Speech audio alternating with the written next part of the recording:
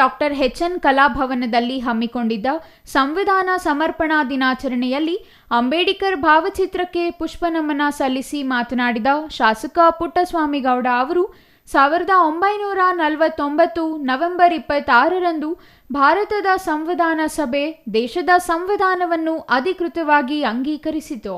ಅಂಬೇಡ್ಕರ್ ಅವರು ಪ್ರಪಂಚದ ಎಲ್ಲ ಸಂವಿಧಾನ ಹಾಗೂ ಧರ್ಮ ಗ್ರಂಥಗಳನ್ನು ಅಧ್ಯಯನ ಮಾಡಿ ಭಾರತಕ್ಕೆ ಸರ್ವ ಧರ್ಮಗಳಿಗೂ ಸಮಬಾಳು ಸಮಪಾಲು ನೀಡಲು ಶ್ರೇಷ್ಠ ಸಂವಿಧಾನ ನೀಡುವ ಮೂಲಕ ಅಸ್ಪೃಶ್ಯತೆ ಜಾತಿ ಪದ್ಧತಿ ಹೋಗಲಾಡಿಸಲು ಶ್ರಮಿಸಿದರು ಎಂದರು.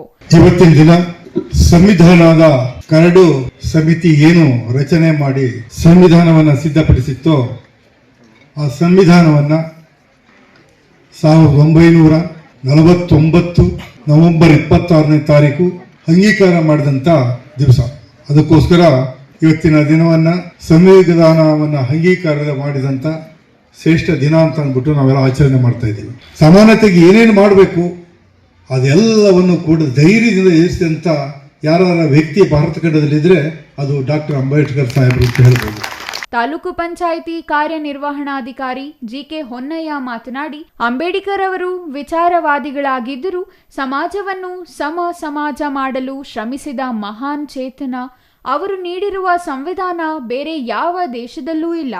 ಭಾರತದಲ್ಲಿ ಮತದಾನದ ಹಕ್ಕು ನೀಡುವ ಮೂಲಕ ಸಂವಿಧಾನದ ಘನತೆ ಎತ್ತಿ ಹಿಡಿದ ಮಹಾನ್ ಮಾನವತಾವಾದಿಯಾಗಿದ್ದರು ಎಂದರು. ಒಳಗೊಂಡಂತಹ ಒಂದು ಬೃಹತ್ ಸಮಿತಿ ಸಂವಿಧಾನ ರಚನೆ ಮಾಡುತ್ತೆ. ಬ್ರಿಟಿಷರು ನಮಗೆ ಒಂದು ಸವಾಲನ್ನು ಹಾಕ್ತಾರೆ, ಏನಂದ್ರೆ ನಿಮ್ಮಲ್ಲಿ ಯಾರಾದರೂ ಸಂವಿಧಾನ ರಚನೆ ಮಾಡಕ್ ಸಾಧ್ಯ ಇದೆಯಾ, ನಿಮ್ಮನ್ನು ನೀವು ಅಷ್ಟೊಂದು ನಾಲೆಡ್ಜಬಲ್ ಅಂತ ಪ್ರೂವ್ ಮಾಡ್ತೀರಾ ಅಂತ ಪ್ರಶ್ನೆ ಕೇಳ್ಕೊಂಡಾಗ ಅದಕ್ಕೆ ಉತ್ತರವೇ ನಮ್ಮ ಅಂಬೇಡ್ಕರ್.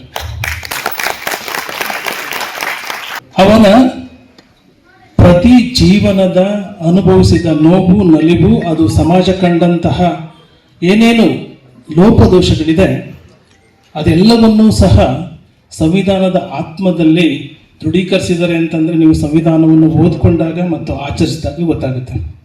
ಇನ್ನು ಕಾರ್ಯಕ್ರಮದಲ್ಲಿ ತಾಲೂಕು ಶಾಲೆಗಳಲ್ಲಿ ಅಂಬೇಡ್ಕರ್ ಪ್ರಬಂಧ ಸ್ಪರ್ಧೆಯಲ್ಲಿ ವಿಜೇತರಾದ ವಿದ್ಯಾರ್ಥಿಗಳನ್ನು ಗೌರವಿಸಲಾಯಿತು. R Manjunath, CTV news, Gauribidanur.